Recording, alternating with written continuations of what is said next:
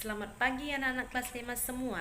Hari ini kita belajar tema 6, subtema 1, pembelajaran yang kedua. Ya. Apa yang kita pelajari hari ini? Yang kita pelajari hari ini yang pertama adalah kesimpulan teks eksplanasi. Yang kedua, perpindahan kalor.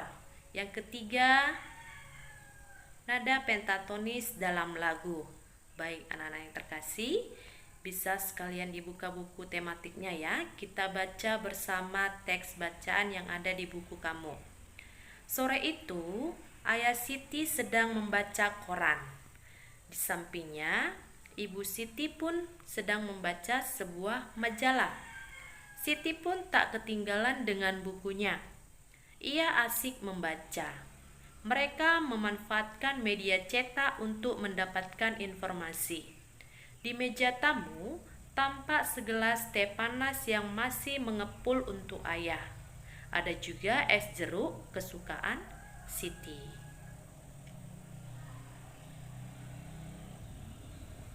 Nah, pernahkah kamu membuat teh panas atau es jeruk? Menurutmu, apa saja yang diperlukan untuk membuat segelas teh panas? Apa yang kamu perlukan untuk membuat segelas es jeruk?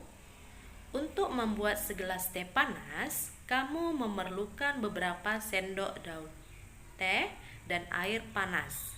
Sedangkan untuk membuat es jeruk, kamu memerlukan sari jeruk, air, dan es batu. Bagaimana kamu dapat menentukan bahwa air teh itu terasa panas dan es jeruk itu terasa dingin?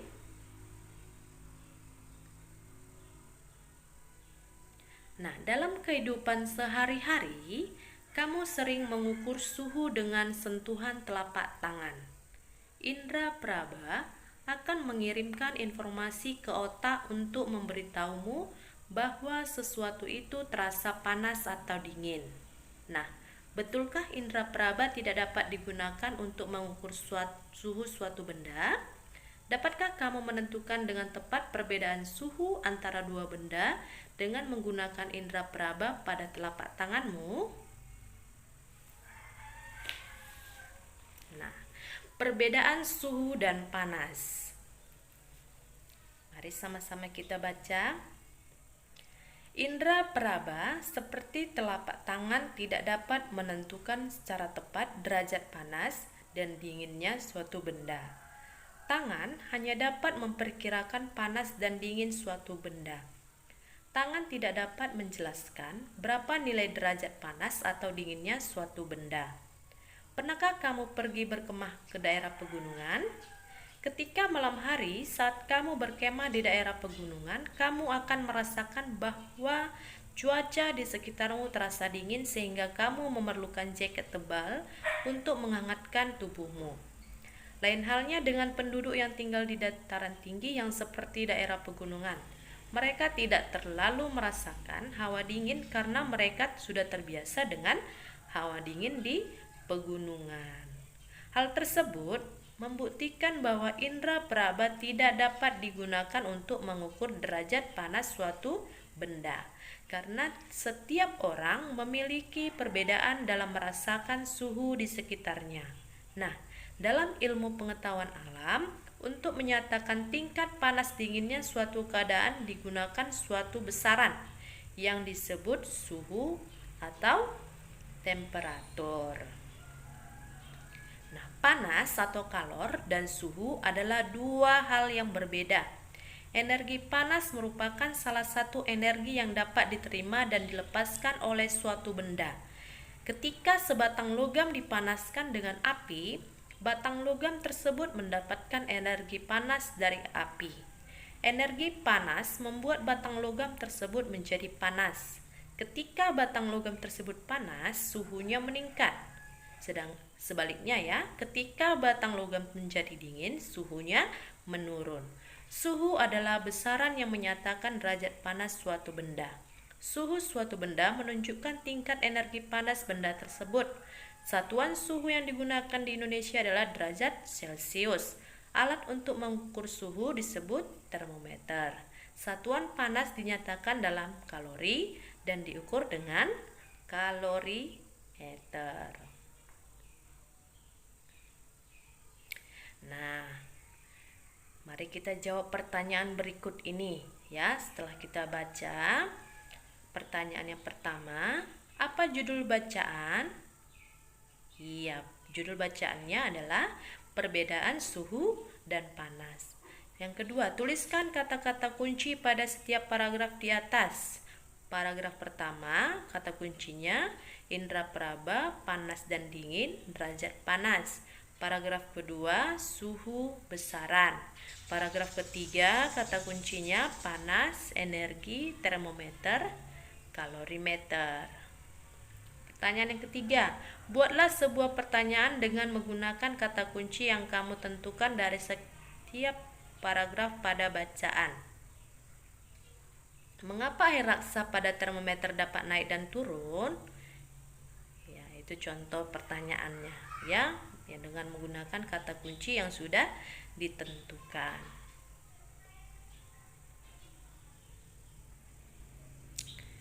Kemudian pertanyaan keempat, buatlah paling sedikit 2 pertanyaan tentang bacaan yang ingin sekali kamu ketahui lebih dalam. Apa saja jenis-jenis termometer? Pertanyaan kedua, mengapa indera peraba tidak bisa digunakan untuk menentukan suhu? Ya, itu contohnya. Nomor 5, apa yang dapat kamu simpulkan dari bacaan? Kesimpulannya adalah panas atau kalor dan suhu adalah 2 hal yang berbeda. Suhu adalah besaran yang menyatakan derajat panas suatu benda. Suhu suatu benda menunjukkan tingkat energi panas.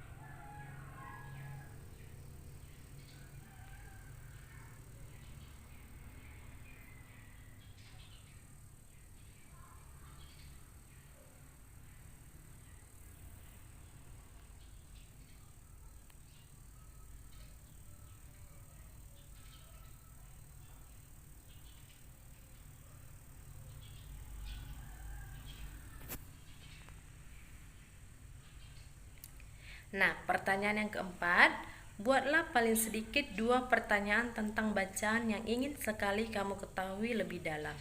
Yang pertama, apa saja jenis-jenis termometer? Pertanyaan kedua, mengapa indera peraba tidak bisa digunakan untuk menentukan suhu? Pertanyaan yang kelima, apa yang dapat kamu simpulkan dari bacaan? Yang dapat disimpulkan, kesimpulannya adalah panas atau kalor dan suhu adalah 2 hal yang berbeda. Suhu adalah besaran yang menyatakan derajat panas suatu benda. Suhu suatu benda menunjukkan tingkat energi panas benda tersebut. Satuan suhu yang digunakan di Indonesia adalah derajat Celcius. Alat untuk mengukur suhu disebut termometer. Sedangkan energi panas merupakan salah satu energi yang dapat diterima dan dilepaskan oleh suatu benda. Satuan panas dinyatakan dalam kalori dan diukur dengan kalorimeter.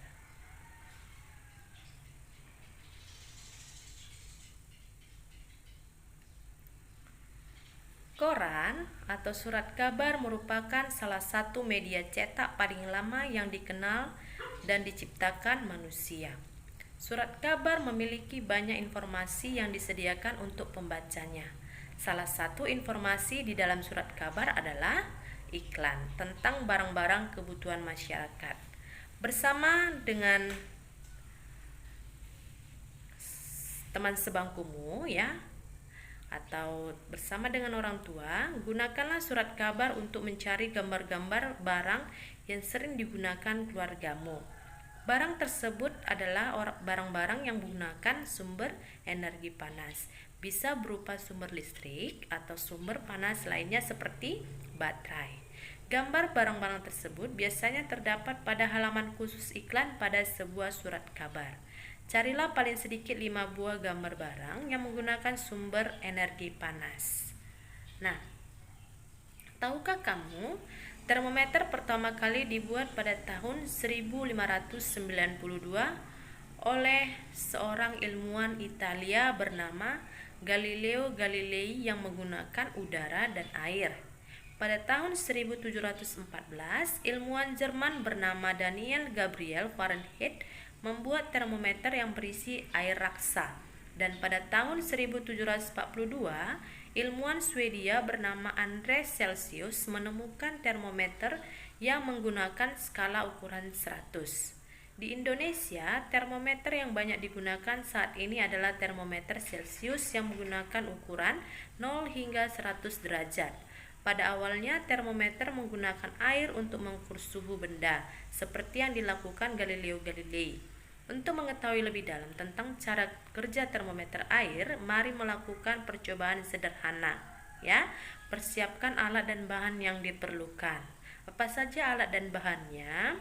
Nah, adapun alat dan bahan yang diperlukan adalah yang pertama, air. Yang kedua, pewarna makanan. 3 botol kecil, 4 sedotan bening, dan 5 lilin mainan atau plastisin atau boleh juga tanah liat, dan keenam kain hangat. Nah, anak-anak coba perhatikan bukunya di halaman 15 ya. Langkah percobaannya. Yang pertama itu tuang sedikit air yang telah diberi beberapa tetes pewarna makanan ke dalam botol. Kemudian yang kedua, tandai batas atas permukaan air dalam botol dengan menggunakan spidol. Langkah yang ketiga, masukkan sedotan sehingga menyentuh permukaan air dalam botol. Langkah yang keempat, tutup dengan rapat sekeliling ujung lubang leher botol dengan plastisin atau tanah liat sehingga tidak ada udara yang bisa masuk ke dalam botol. Langkah kelima, tempelkan kain hangat pada botol dan perhatikan baik-baik. Dan langkah yang terakhir, tandai dengan spidol batas permukaan air di dalam botol sehingga botol ditempel kain hangat. Nah, berdasarkan kegiatan tadi, mari kita sama-sama menjawab pertanyaan berikut ini. Yang pertama, mengapa air di dalam botol dapat naik? Jelaskan. Iya, air botol dapat naik karena memuai, ya, menerima panas yang berasal dari kain hangat. Yang kedua, adakah peristiwa perpindahan panas pada percobaan tersebut? Jelaskan. Perpindahan panas terjadi dari kain yang hangat ke air yang ada di dalam botol. Pertanyaan yang ketiga, kesimpulan apa yang kamu dapatkan dari kegiatan di atas? Iya, permukaan suatu zat cair akan naik atau volume zat cair bertambah ketika dipanaskan. Sebaliknya, permukaan suatu zat cair akan turun atau volume zat cair akan berkurang ketika didinginkan.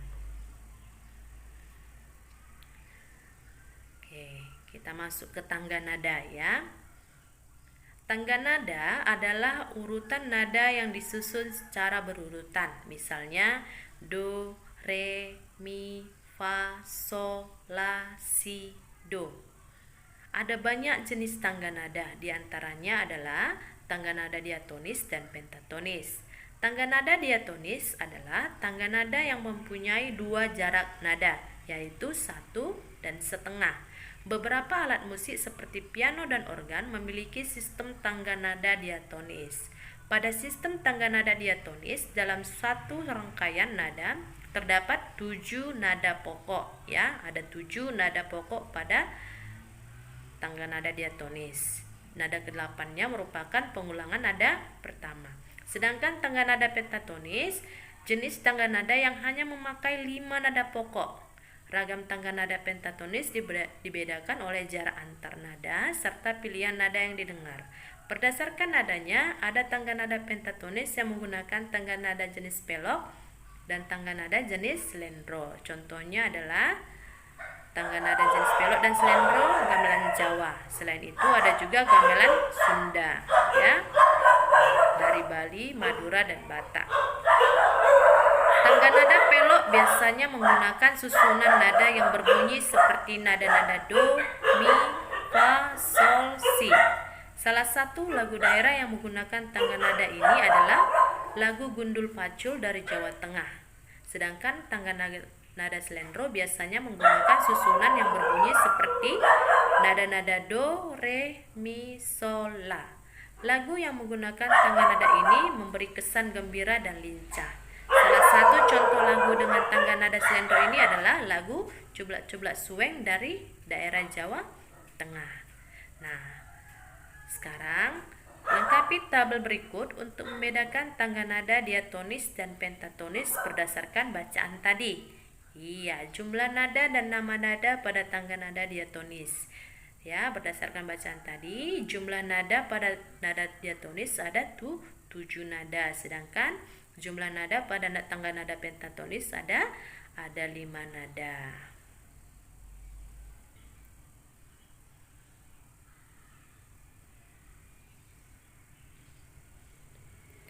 Nah, kamu tentu ingin tahu lagu-lagu daerah yang menggunakan tangga nada pentatonis.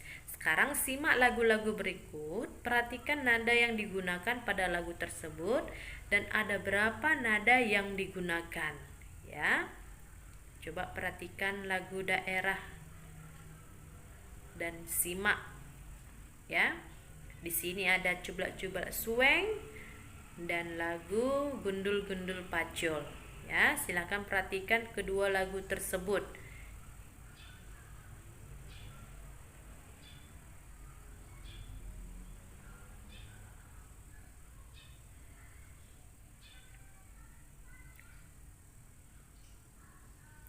Nah, nyanyikan kedua lagu tersebut dengan memperhatikan tangga nadanya.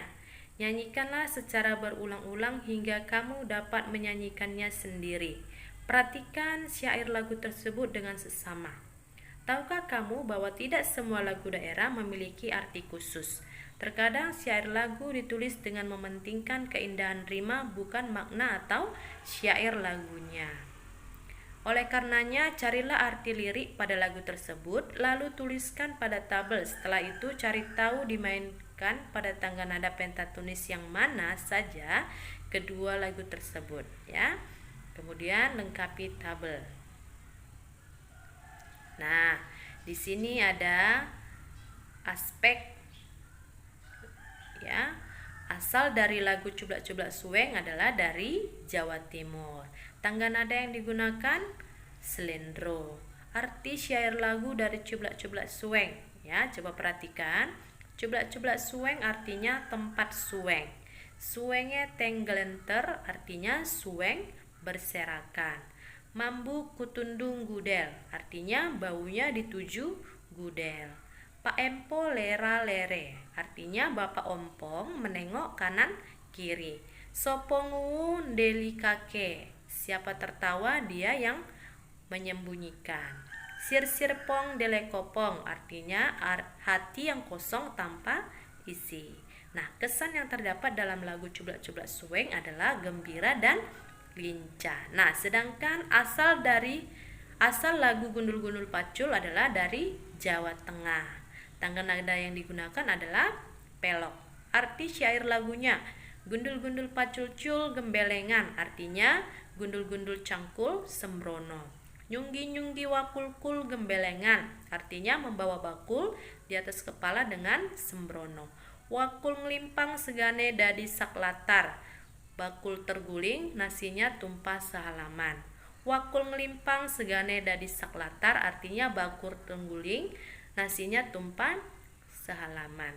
Dan kesan yang terdapat dalam lagu Gundul-Gundul Pacul adalah gagah dan sakral.